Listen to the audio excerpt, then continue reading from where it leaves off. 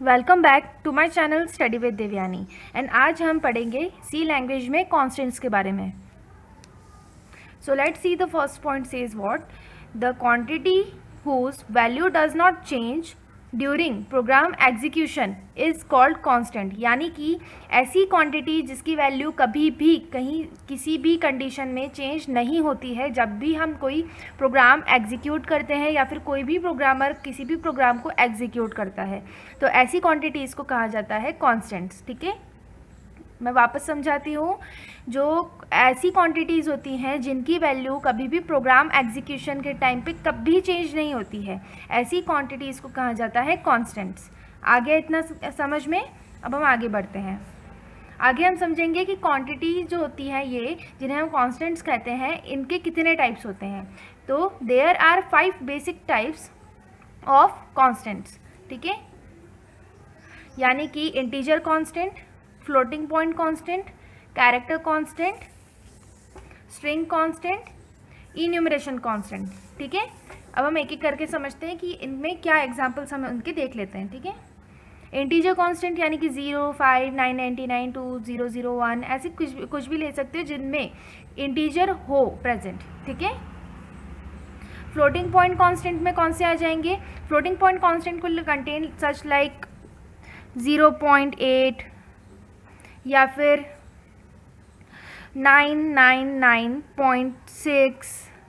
यानी कि floating point जहाँ आया ना, यानी कि उसमें कंटेन होगा एक डेसिमल. ठीक है, एक पॉइंट. इतना क्लियर हो गया. हम आगे और समझेंगे, उससे और क्लियरिटी आ जाएगी. कैरेक्टर कांस्टेंट, कैरेक्टर कांस्टेंट में क्या आ जाएगा. ए है ना, बी, एम, जेड, फर्दर जो भी हो. ठीक है, अब स्ट्रिंग में क्या आ जाएगा. पूरी की पूरी स्ट्रिंग आती है, यानी कि सेंटेंस जो एक डबल कोटेशन में आ जाते हैं. ठीक है, जैसे कि आई एम प्रोग्रामर.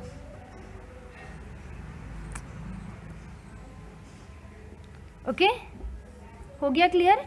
जैसे कि आई एम प्रोग्रामर या फिर जो भी जो डबल कोटेशंस में आए वो होते हैं स्ट्रिंग. ठीक है, इनको हम चेंज नहीं कर सकते हैं. अब इन्यूमरेशन कांस्टेंट पे आ जाते हैं.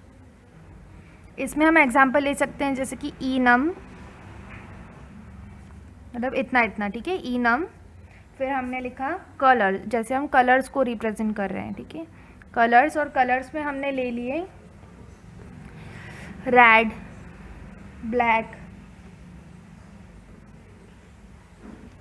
ग्रीन. ठीक है, ये आर छोटा आएगा यानी कि कर्सिव. आया इतना समझ में.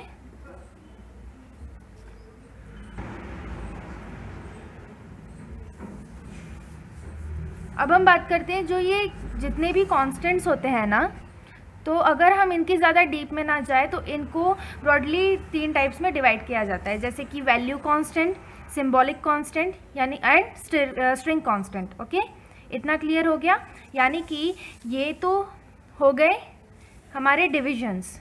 ठीक है, ये हमने पार्ट्स में डिवाइड कर दिए. लेकिन अगर हम उनको ब्रॉडली क्लासीफाई करें, इनको ये जो 5 है, यानी कि integer constant, floating point constant, character constant, string constant and enumeration constant, इनको अगर हम ब्रॉडली क्लासीफाई करें तो इनको 3 टाइप्स में हम डिवाइड कर सकते हैं. ठीक है, यानी कि value constant, symbolic constant, string constant. Value constant वो जिनमें वैल्यूज़ होंगी. ठीक है, सिंबॉलिक कांस्टेंट यानी जिनमें सिंबल्स का यूज़ होगा वो डिवाइड हो जाएंगे. एंड स्ट्रिंग कांस्टेंट तो जिसमें स्ट्रिंग्स होंगी.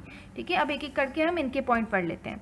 The value constant are either integer constant, character constant, floating constant, float constant और इन्यूमरेशन कांस्टेंट. यानी कि या तो उसमें जो वैल्यू कांस्टेंट होते हैं उनमें क्या क्या आएगा. Integer constant, floating constant, character constant, enumeration constant. ठीक है, इतना हो गया क्लियर. यानी कि इनमें ये सब पॉइंट्स आएंगे. यानी कि जो हमारा वैल्यू कांस्टेंट होता है उसमें हम 4 चीज़ें गिना सकते हैं. यानी कौन सी integer constant, character constant, floating point constant and enumeration constant. ठीक है, अब हम आगे बढ़ते हैं. स्ट्रिंग लिटरल्स के नाम से ही कंसिडर किया जाता है कि इसमें स्ट्रिंग कांस्टेंट्स आएंगे, है ना. स्ट्रिंग कांस्टेंट्स में क्या आता है. जैसे कि आई एम ब्रेव, है ना, ये सब स्ट्रिंग कॉन्स्टेंट में, तो वो किस में आएंगे, स्ट्रिंग लिटरल्स में आएंगे, ठीक है। As integer and floating point constant represent a number, so they are called numeric type constant, यानी कि इंटीजर एंड फ्लोटिंग पॉइंट में मैंने आपको बताया था, इंटीजर यानी कि 0, 5, 99, 2, 0, 0, 1, 2, 0, 1, ऐसे कुछ भी। एंड फ्लोटिंग पॉइंट में क्या आएगा, 9.00, यानी कि जिसमें एक पॉइंट हो, जिसमें एक डेसिमल हो, 9.8, 2.6 ऐसे समथिंग, ठीक है ना। तो इनको हम न्यूमेरिक टाइप कांस्टेंट भी कह सकते हैं। अब स्टूडेंट्स हम देख लेते हैं कि जो न्यूमेरिक टाइप कांस्टेंट्स होते हैं इनके कुछ रूल्स होते हैं, अब हम उनको पढ़ लेते हैं। जो सबसे पहला है वो ये है कि commas and blank space are considered as illegal character, यानी कि इनमें जो न्यूमेरिक टाइप कांस्टेंट्स होते हैं 9, 8, 7, ठीक है, ये हो गए integer constants.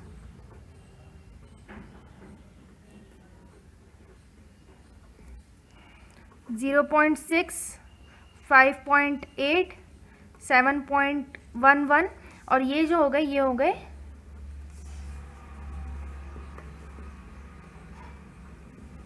Floating point constants, ठीक है। अब ये जो होते हैं इनमें हम कभी भी किसी भी प्रकार का कॉमा या फिर ब्लैंक स्पेस का यूज़ नहीं कर सकते हैं, ठीक है, कि कोई जगह हमने ब्लैंक छोड़ दी, ऐसा नहीं यूज़ कर सकते, हमें उनको पर्टिकुलरली पूरा पूरा लिखना पड़ता है, इसमें इसको इलीगल कहा जाता है। The constants have minus sign if desired, ठीक है, और इनमें माइनस साइन हो सकता है, यानी कि ले लें हम -8, -92, -9.562 ऐसे, ठीक है। The values of constant are not be exceeded, यानी कि इनकी वैल्यूज़ को हम हमारी विश से एक्सीड नहीं कर सकते हैं। And this bound will vary from compiler to compiler, यानी कि ये चीज़ कंपाइलर टू कंपाइलर से वेरी करेगी। कंपाइलर एक मशीन का अलग वैल्यू दे सकता है और दूसरे मशीन का अलग वैल्यू दे सकता है, ठीक है। तो स्टूडेंट्स आज का ये टॉपिक यहीं ख़त्म होता है। ये टॉपिक छोटा है लेकिन बहुत इंपॉर्टेंस रखता है, ठीक है। तो आई होप आपको ये समझ में आ गया होगा।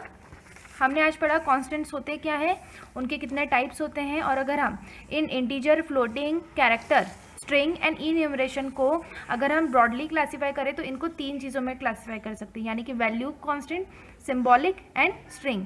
वैल्यू में वो आ जाएंगे जिनमें वैल्यूज़ होती है, यानी कि इंटीजर वाले और फ्लोटिंग वाले। सिंबॉलिक वो जिनमें सिंबॉल्स का यूज़ किया जाता है, एंड स्ट्रिंग लिटरल्स वो इसमें पर्टिकुलरली स्ट्रिंग्स आती हैं, ठीक है। इसके नाम से ही हमें क्लियर हो गया है।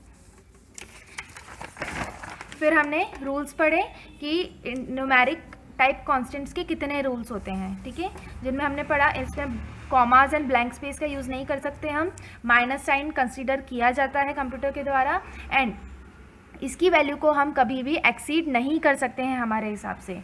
एंड वहीं पे हमने पढ़ा कि ये जो बाउंड्स होते हैं ये कंपाइलर टू कंपाइलर चेंज होते रहते हैं, यानी कि कंपाइलर के हिसाब से ही इनकी बाउंड्स का ध्यान रखा जाता है, ठीक है। तो आई होप आपको ये आज का वीडियो समझ में आया होगा। अगर आपको कोई भी डाउट हो आप मुझे कमेंट करके बता सकते हैं। Thank you.